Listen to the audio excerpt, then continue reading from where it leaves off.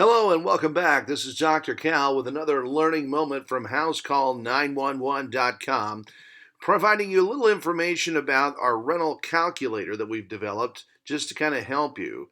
And to show you on the screen, you just start out with what you're going to look at from a monthly rent perspective. So that could be any amount that you're putting in monthly. It calculates it for you annually. The yellow boxes, again, are the ones that you want to enter information in. You may have other income like coin-operated laundry, vending machine, storage, parking, something of that nature. If you have a vacancy, even if it's full all the time, you should always have something in there, save at least 5%, although many times 10% is the more common. Do find out what it is in your area where it could be higher. Certainly, what your management's going to be. Again, this is another fee that can adjust or go up or down depending on what services you get and the area that you're in, and of course, how many units you're having that management company fill. But typically, 10% is the most common.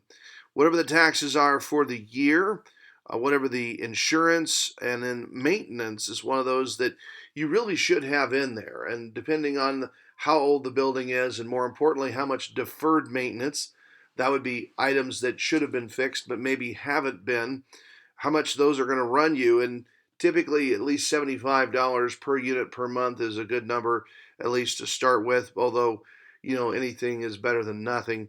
Clearly, you may or may not have utilities that you have to take care of. Any capital reserve, which is normally found on bigger commercial properties, but can be found on any size property. Again, these are the big ticket items: your roof, your appliances, things of that nature that you expect to go out over time and have to set money aside for. On your smaller properties, it's not commonly on there. And again, once you've entered in this information, clearly you now get a total here automated for you, and that takes it away from your income, leaving you a net operating income. So in this case, $750 a month, taking away with a 5% vacancy, that's $85.50. Your expenses are adding up to about $48.15 a year, leaving you a net operating income of $3,735 in this example.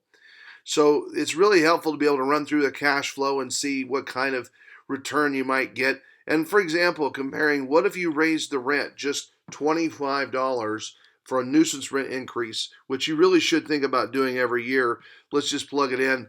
All of a sudden it goes up to $39.92, which doesn't seem like a lot right now for one unit, but if this were a multiple unit, it would go up much faster. And certainly over time, you're going to recognize this as a very important value because your expenses are going up.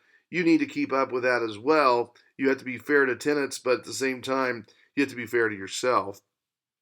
Now, this calculator also does a couple of other things. Repairs, again, may be different than other types of repairs you've done before for, let's say, a flip, because with rental property, you only need it to be clean and functional.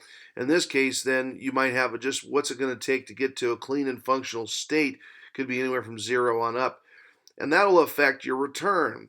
And so the nice thing about this calculator is not only you can calculate the cash flow, but you can also come on here and figure out, well, what do I have to mark it up at to sell it as an investor for an assignment or a wholesale situation?